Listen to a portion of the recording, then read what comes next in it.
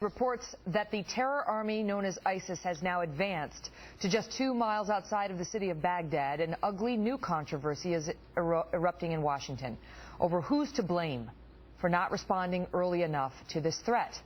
60 Minutes this weekend asked President Obama how that group was able to gain so much ground so quickly in both Syria and Iraq, as we hear reports that this group, again, is advancing at this moment and fears that they could carry out a massacre in Syria if they make more progress.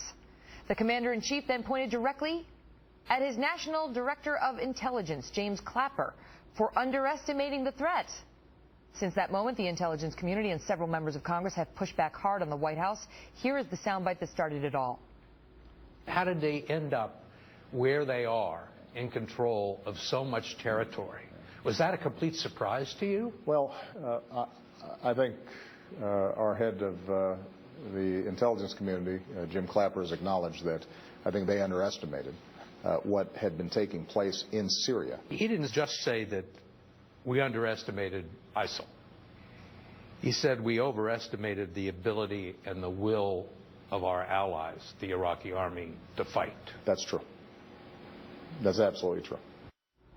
Chief Intelligence Correspondent Catherine Herridge is live in Washington with more. Catherine?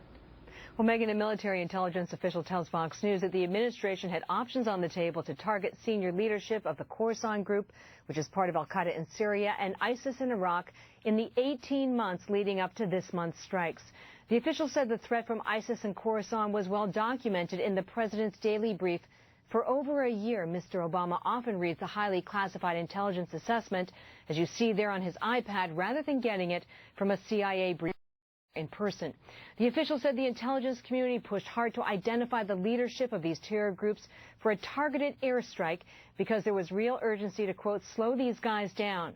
These options were presented to the president's team, and the military intelligence official said every option was denied, adding it seemed like a repeat of the 2012 Benghazi attack. The administration was in denial about the threat and the facts on the ground.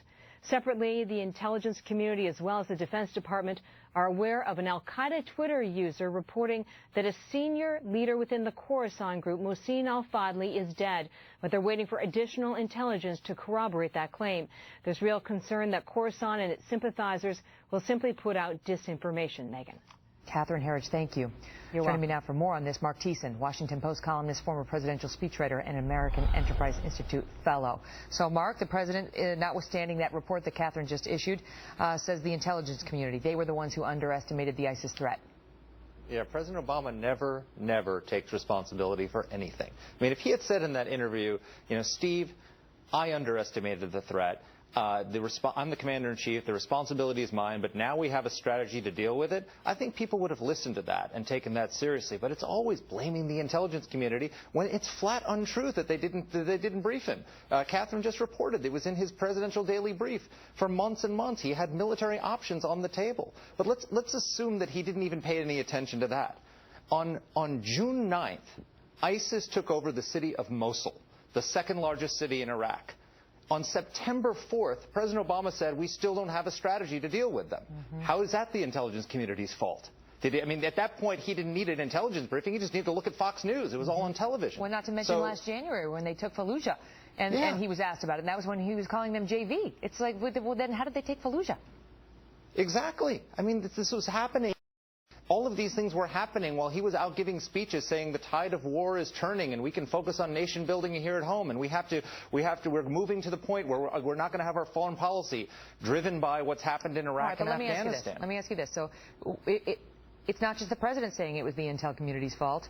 It's the DNI, the Director of National Intelligence, James Clapper, who in an interview with David Ignatius of the Washington Post last week said, yep, we underestimated ISIL and we overestimated the strength of the troops in Iraq.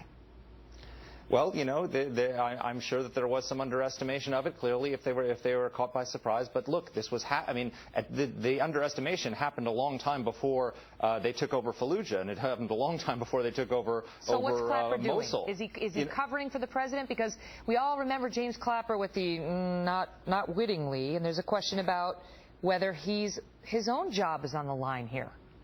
Yeah, well, it certainly looks like the president threw him under the bus, but it's not just James Clapper, it's the entire intelligence community. I mean, these are the people who are working day and night trying to keep us safe from terror. Some of whom are speaking to Catherine Herridge, saying a different story.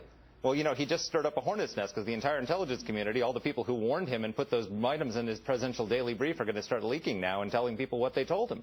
So, but I mean, what it really comes down to is, Megyn, he didn't want to listen. He set a goal as president that he was going to be the president who, before he left office, pulled every last American out of Iraq and Afghanistan.